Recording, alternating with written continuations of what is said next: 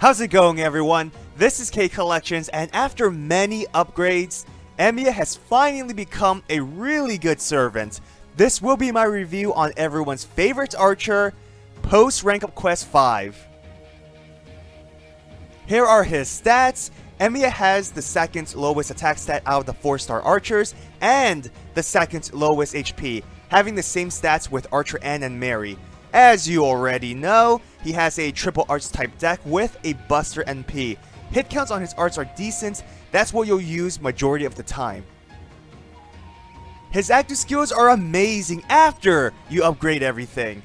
Basically, these new skills boost his offensive capabilities, making him a lot better.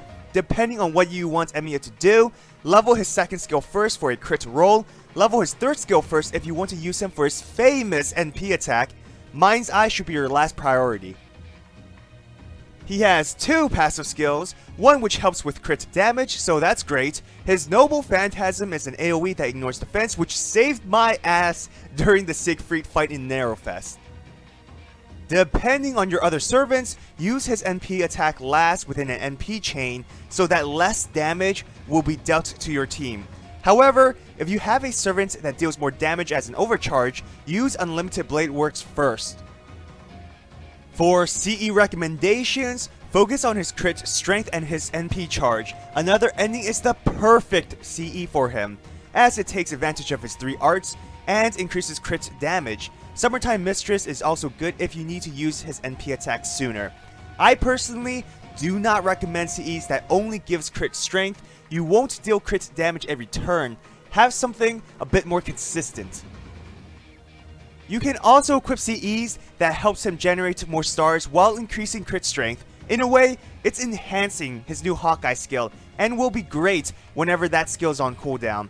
Use Hot Spring if you don't have Moonlight. It's not a lot of stars, but it's still reliable. Another great area of focus can be his NP strength. I like to use CEs with some starting NP gauge, but that's up to you.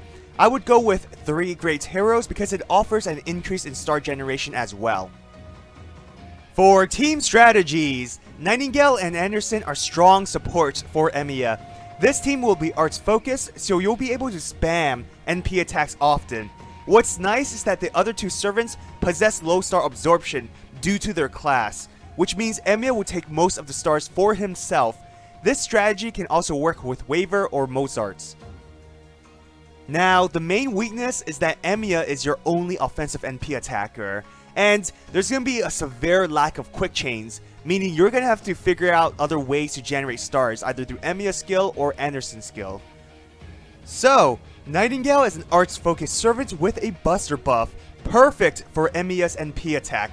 On top of healing, she serves as your second attacker, being a berserker who can buff herself against servants. Anderson has the ability to increase Emiya's crit damage while being able to generate some stars for a few turns. If you're lucky, he can also increase Emiya's attack and star generation, along with defense, which can be combined with Nightingale's NP defense buff to lessen the damage from enemies' Noble Phantasm.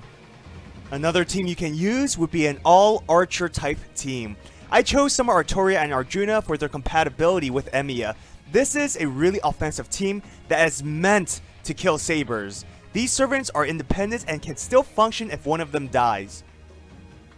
The main issue is that since all are archers with similar star absorption stats, the crit stars will be spread somewhat evenly amongst the servants, which can lessen the crit percentage on attacks. This means there isn't a focused crit damage dealer. Archer Arturia is the only servant out of the 3 with team buffs. Her third skill not only increases attack, but it can also increase star generation for Emiya and Arjuna. If necessary, she can also buff the team's defense. I forgot to mention that this team has amazing overcharge synergy. You can combine NP attacks to gain an advantage, making this team quite versatile.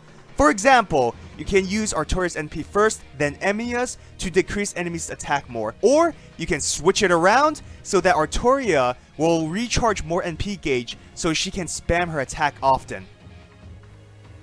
Arjuna can reduce enemies' defense, so use his NP attack first, followed by Emiya's, then Arturia's, or like I mentioned before, you could switch it around. Arjuna can also generate some stars thanks to his skills. He can increase his own star generation or create up to 8 stars for 5 turns. Some final thoughts on Emiya after his upgrade. He's a great servant to have now. He's a self-sufficient, crit-focused servant who no longer suffer from skill synergy issues. He has high star absorption due to his class, which goes well with his new second skill. There is NP spamming potential thanks to his 3 arts attack, which will charge more gauge if you deal crit damage or overkill. Emiya can be a crit servant or NP attacker, which gives you more options. I forgot to mention that he has decent survivability because of his evasion skill that also increases defense. There's really not a lot of weaknesses. If I have to choose, I guess the main issue would be his 95% damage modifier because of his class. If you get the chance, try to get him. He won't disappoint you anymore. Special thanks to my Patreons for your support, and if you want to support my channel, check out my Patreon. So, what was your starting 4-star servant? Mine was Herc, like most people, but I know others got Emiya as well. But what's yours? I hope you enjoyed this video. If you did, hit that thumbs up and subscribe to my channel for more FGO content. Follow me on Twitter, Instagram, and join my Discord server. All links are in the description. Have a great day. Till next time.